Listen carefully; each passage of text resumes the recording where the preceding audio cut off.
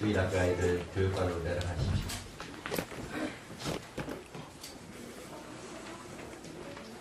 오늘 성탄절 메시지 놀라운 아기입니다. 한 사회학자는 커뮤니케이션의 발달로 인해서 우리에게는 신화부재의 시대, 신화부재의 시대가 도래했다고 말을 합니다.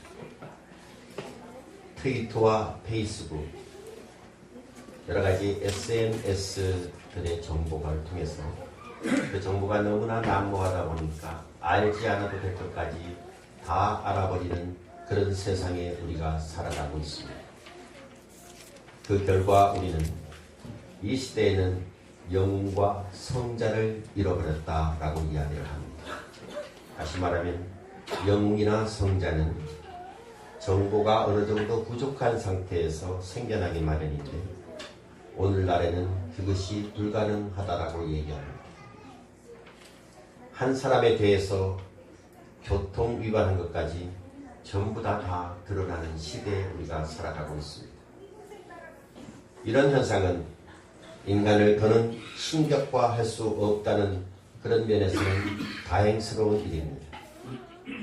그러나 리더십을 과도하게 불신하는 역기능을 낳기도 하고 있습니다. 최근 한 논문을 보게 되면 신뢰와 시민사회라는 논문의 제목에서 이렇게 말을 합니다. 우리나라 시민들은 학계와 군대, 대법원, 의료, 금융, 종교기관은 비교적 높은 수치의 신뢰도를 보였지만 정부 부처와 관공서에는 50% 미만의 신뢰도를 보였다라고 얘기합니다. 그 중에 꼴찌는 국회라고 이야기합니다. 이 사실은 시사하는 바가 매우 큽니다. 국민의 삶의 질을 형성하고 결정하는 행정 서비스 분야, 또 국민에게 직접적인 영향을 미치는 리더들은 전혀 우리들에게 신뢰를 보이지 못하고 있다는 사실입니다. 여러분, 오늘 읽었던 이사야서, 이 이사야 시대, 이사야 선지자 시대에도 똑같았습니다. 우리나라와 같이 북이스라엘과 남유다가 갈라진 시대, 그때 이 말씀이 전해지고 있습니다. 서로의 갈등이 굉장히 심했습니다. 남유다는 북이스라엘의 침략 위험에 계속해서 시달리고 있었습니다. 그때 유다의 왕이었던 우시아 왕이 죽고 나서 아하스 왕이 등극을 하게 됩니다. 이 아하스 왕은 북이스라엘의 침략 위협 때문에 자기들의 원수였던 아수르 나라와 화친 정책을 펴게 됩니다. 이 아수르가 어디입니까? 저 북쪽에 위치한 이스라엘의 철천지 원수 국가입니다. 이 나라와 화친 정책을 맺게 됩니다. 유다 백성들은 불신하기 시작했습니다. 오락가락했던 정책의 혼선으로 민생은 파탄지경에 빠지고 있었습니다. 이 시기에 유다 백성들은 믿을 만한 리더를 기다리고 있었습니다. 그리고 이사야 선지자의 예언에 귀를 기울이고 있었습니다. 과연 이 땅에 믿을 만한 지도자가 올 수 있을 것인가? 믿을 만한 지도자가 올 수 있을 것인가에 대한 기대를 그들은 가지고 이사야 선지자 예언에 귀를 기울였습니다. 이럴 때 이사야 선지자는 이미 이사야서 7장 14절에서 약 700년 전, 예수님 탄생하기 700년 전에 메시아가 오실 것을 예언을 했습니다. 자, 여러분 7장 14절을 한번 펴보시기를 바랍니다. 그 전장에 있죠. 이사야서 7장 14절. 다 같이 한 목소리로 읽습니다. 7장 14절. 시작. 그러므로 주께서 친히 지도를 너희에게 주실 것이라. 너라 처녀가 잉태하여 아들을 낳아 주시오. 그의 이름을 임마누엘이라 하리라. 물론 당시가 너무 절박한 상황에서 먼 미래에나 오실 그 메시아에 대해서 나에게 무슨 도움이 있을까라고 생각했을지도 모릅니다. 그래서 어떤 사람들은 이 예언의 말씀은 우선적으로 아하스 왕 다음에 올 비교적 현명한 리더라고 생각하는 히스기야 왕을 두고 하는 말이다 라고 이야기하기도 했습니다. 그래서 학자들은 6절 말씀에 그의 어깨에는 정사를 메었고 라는 말씀이 히스기야 왕을 가리킨다 라고 해석하기도 했습니다. 그러나 여러분 7절에 나오는 그 정사와 평강의 더함이 무궁하며 또 지금 이후로 영원히 정의와 공의로 그것을 보존하실 것이다 라는 말씀으로 보아서 이 예언은 이스라엘의 통치를 넘어서서 온 세상을 다스릴 메시아 탄생을 기다린다고 해석하는 것이 옳습니다. 그러면 여러분, 이 이사야 선지자의 예언대로 하나님의 약속대로 2000년 전에 이 땅에 오신 메시아, 구세주, 그분은 어떤 분일까요? 아기 예수로 오신 그 메시아, 그분은 어떤 분일까요? 이 땅에 탄생하신 예수 그리스도, 그분은 우리가 믿고 따를 만한 분일까요? 그분에 대해서 성경은 5가지 증언을 이야기합니다. 이 성탄절날 그 5가지를 살펴보기를 원합니다. 첫째, 아기 예수 그분은 기묘자이십니다. 뭐라고요?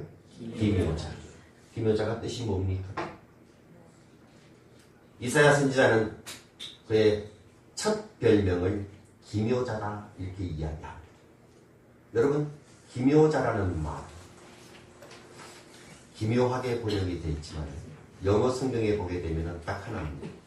원더풀, 놀랍다 이 뜻입니다. 이것이 기묘자입니다. 사사기 13장 17절에 보게 되면 삼손의 아버지 마노아라는 사람이 나옵니다. 어느 날 이 마노아 앞에 하나님의 천사가 나타났습니다. 그래서 마노아가 묻습니다. 당신의 이름이 무엇입니까?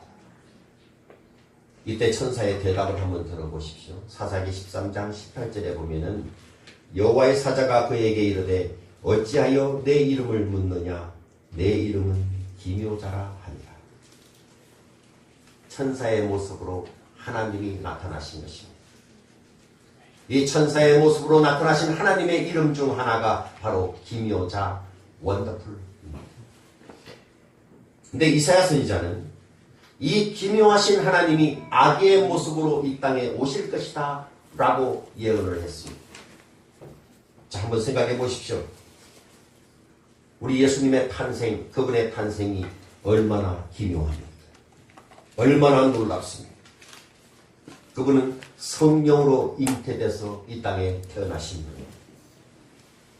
그분의 가르침이 얼마나 기묘합니까? 그분이 일으키신 기적들이 얼마나 기묘하고 경이롭습니다. 그분의 죽음이 얼마나 기묘합니까? 그분의 부활이 얼마나 기묘합니까? 그분의 전생에는 원더풀, 기묘자였습니다. 그분은 책 한 권도 쓰지 않으셨지만 전 세계의 도서관에는 그분에 대한 책들로 가득가득 차 있습니다. 그분은 한 줄의 시도 쓴 일이 없지만 세상은 그분에 대한 시로 가득합니다. 그분은 단 한 곡도 음악도 만드신 일이 없지만 많은 음악가들은 앞을 다투어 그분에게 바치는 음악을 만들어냅니다. 그분은 단 한 장의 그림도 그리신 적이 없지만 수많은 미술가들은 그분에 대한 작품을 만들어서 헌정합니다. 그분은 단 한 곳의 예배당도 건축한 일이 없지만 전 세계에는 그분을 찬양하고 예배하는 교회들이 가득가득합니다. 그분은 한 번도 나라를 다스리거나 신하를 두신 일이 없습니다. 근데 전 세계에는 그분을 왕으로 고백하고 그분을 따르는 백성들로 가득합니다. 여러분, 예수님은 참으로 기묘한 분, 놀라운 분 아닙니까? 그분의 이름은 기묘자입니다. 이사야의 예언은 계속됩니다. 둘째, 아기 예수 그분은 모사이십니다. 모사. 모사는 무슨 뜻입니까? 또 기묘하게 번역이 됐습니다. 영어 성경에 보게 되면 카운슬러, 상담자다. 그렇게 나와 있습니다. 예수님은 지혜로 우리를 가르치셨습니다. 기적을 행하심으로 사람들의 문제를 하나하나 다 해결해 주셨습니다. 마태복음 7장 28절에 보면은 산상순으로 불리는 예수님의 설교를 듣는 수많은 사람들이 예수님의 가르침에 논란이라는 말을 씁니다. 마가복음에도 똑같이 기록되어 있습니다. 마가복음 7장 37절에 보면은 사람들이 심히 놀라 이르되 그가 모든 것을 잘하였도다. 못 듣는 사람들을 듣게 하고 말 못하는 사람도 말하게 하도다 합니다. 마태복음 9장 35절에 보면은 예수님은 천국 복음을 전파하실 뿐만 아니라 모든 병과 모든 악한 것들을 고쳐주시는 치유자이셨습니다.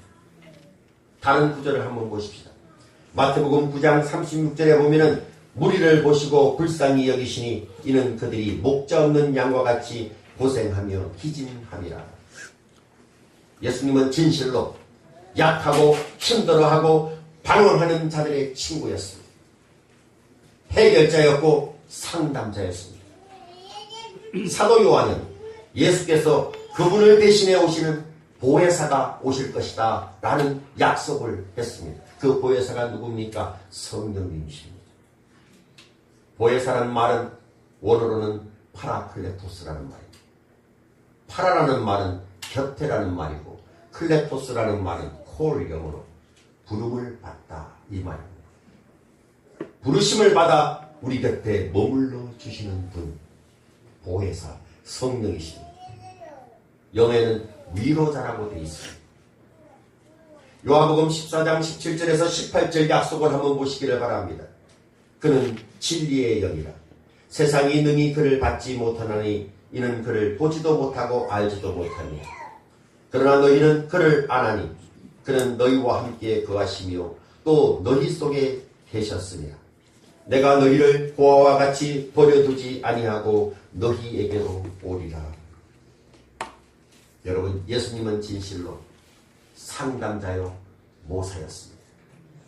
그분은 인간의 몸으로 이 땅에 오셔서 인간의 치열한 삶을 직접 살아보셨기 때문에 실제로 인간의 아픔을 누구보다도 잘 아십니다. 그래서 그분은 치유자가 될 수 있었습니다. 예수님 때문에 일어난 전 세계 치유 사역 운동은 그분이 행하신 작은 자취에 불과합니다. 그의 이름은 모사 카운셀러입니다. 이사야의 예언은 계속됩니다. 셋째, 아기 예수로 오신 그분은 전능하신 하나님이십니다. 여러분, 놀라운 지혜를 가졌음에도 실제로 도울 힘이 없다면, 무력한 힘을 가졌다면 그것은 무력한 도구에 불과합니다.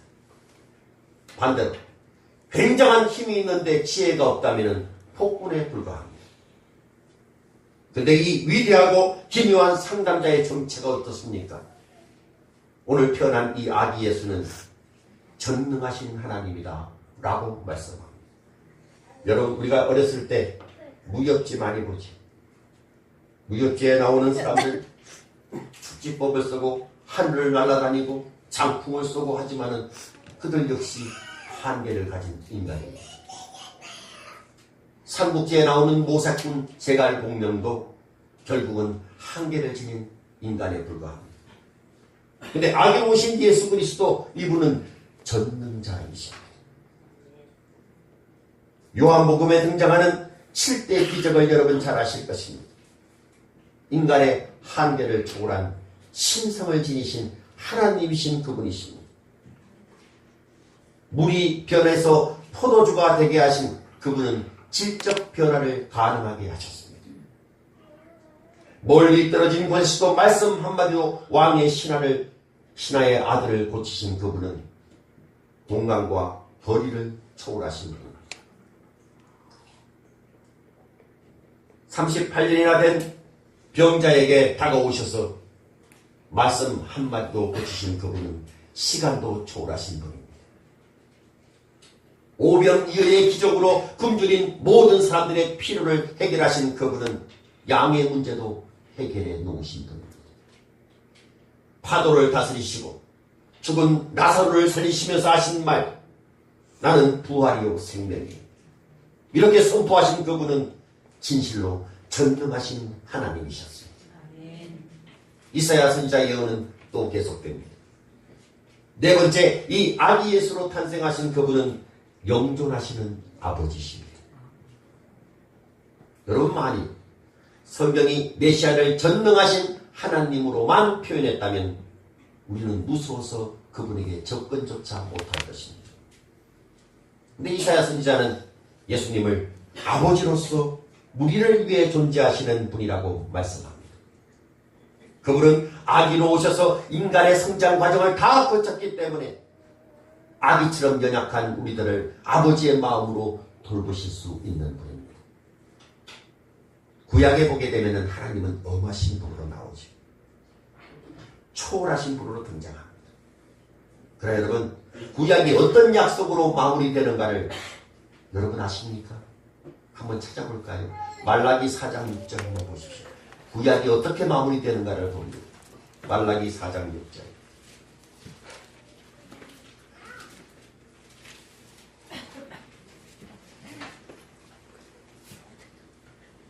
같이 읽어요. 시작. 그가 아버지의 마음을 자녀에게로 돌이키게 하고 자녀들의 마음을 그들의 아버지에게로 돌이키게 하리라. 돌이키지 아니하면 두렵건대 내가 와서 저주로 그 땅을 칠까 하노라 하시니라.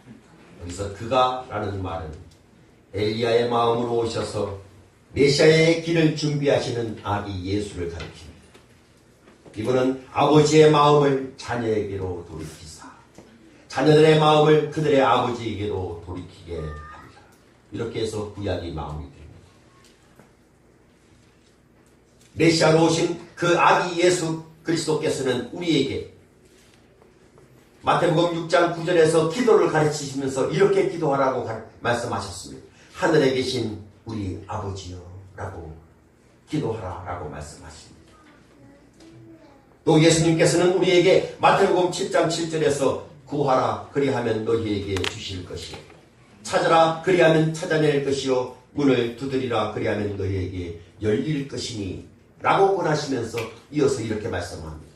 마태복음 7장 11절에 너희가 악한 자라도 좋은 것으로 자식에게 줄 줄 알거든 하물며 하늘에 계신 너희 아버지께서 구하는 자에게 좋은 것으로 주시지 않겠느냐. 이런 아버지십니다. 또 사도 바울은 예수님을 믿는 우리에게 일어난 가장 위대한 사건을 이렇게 말씀합니다. 로마서 8장 15절에 보면은 너희는 다시 무서워하는 종의 영을 받지 아니하고 양자의 영을 받았으므로 우리가 아빠 아버지라 부르짖느니라.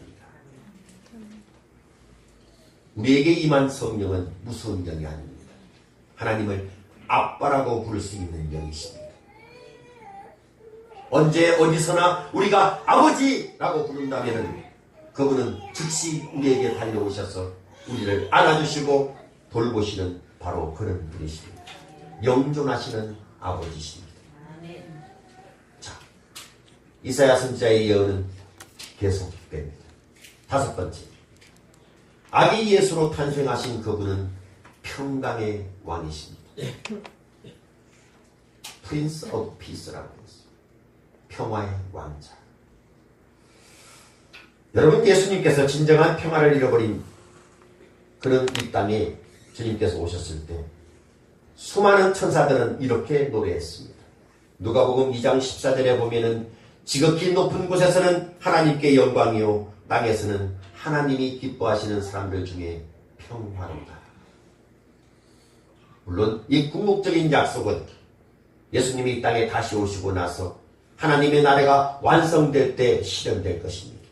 그러나 여러분, 내가 예수 그리스도를 나의 구주로 영접하고 하나님의 기뻐하심을 입은 자녀가 됐을 때 여러분, 우리는 그분이 다스리는 진정한 평화를 맛보게 됩니다.